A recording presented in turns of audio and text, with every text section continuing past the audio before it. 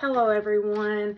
Today I would like to cover a very beautiful place to vacation in, and I would like to just go ahead and say that this place has Spanish moss hanging from the trees. It makes it absolutely astonishing. There are cafes, wineries, honey stores, pizza, restaurants, candy stores. There's tons of history in the area. It is located in Savannah, Georgia, and it has history from the colonial period, the Revolutionary War, and the antebellum period, along with the Civil War. So I would also like to just take a moment and give you my three preview topics, what I'm mostly focused on. That would be the history of the place, the top attractions, the walks, tours, and stores, and the budget and cost to vacation there. So, moving on, I got my history off of the History of Savannah, Visit Savannah website. During the colonial period, there was a plan to offer a new start and increase trade. It was also charted as a buffer zone for South Carolina, protecting it from the advance of the Spanish in Florida. Savannah was known as America's first planned city. It had 24 original squares and 22 still exist. So that is pretty astonishing. During the Revolutionary War and the antebellum period, the British took Savannah in 1778 and held it until 1782. So that was a pretty good gap there that they had it. Farmers discovered that the soil was rich and the climate was favorable for the cultivation of cotton and rice. And the old Savannah Cotton Exchange still exists. You can actually go on a walk and go to that place and see a big plaque that tells you all of the history. Savannah had two devastating fires in 1796 and in 1820, and each left half of Savannah in ashes. But it also gave the residents a chance to rebuild. So they did not just pack up and leave. They didn't give up. They rebuilt. And that's pretty amazing. 1820, there was an outbreak of the yellow fever that killed 1/10 of its population. So that's pretty cool too. During the Civil War period, Savannah suffered from sea blockades so strictly that the economy crumbled.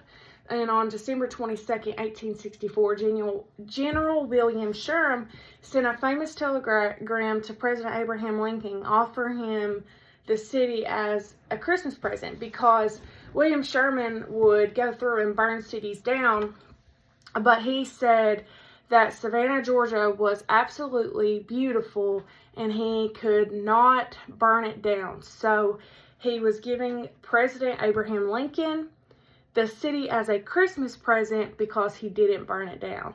So I would like to go on and talk about the top attractions and the activities that people can do there.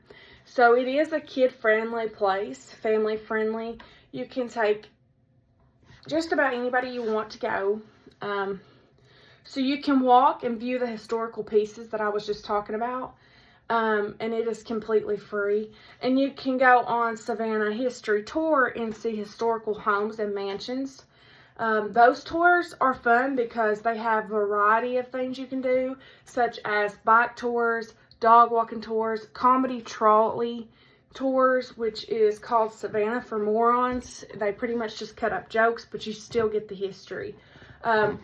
There are many places to eat with good history behind the restaurant itself. So when you go somewhere, there is many stories that can be told about the place prior to what it is now. You can get on river cruises and you can go down the river and also hear history from it. There are many stores and places to view, and like I said before, it is family friendly. Budgets and costs. I got this information from Savannah Travel Cost, average price of vacation to Savannah. So 1 week in Savannah for 2 people cost around $2,828. This includes the accommodation, the food, the local transportation, and it also includes the sightseeing, because some of the tours you take, you do have to pay a fee for. On average, daily cost per person is about $202 if you are mid-range travelers. So if you're not doing the bare minimum to travel and you want to splurge just a little bit, that would be your average according to this website.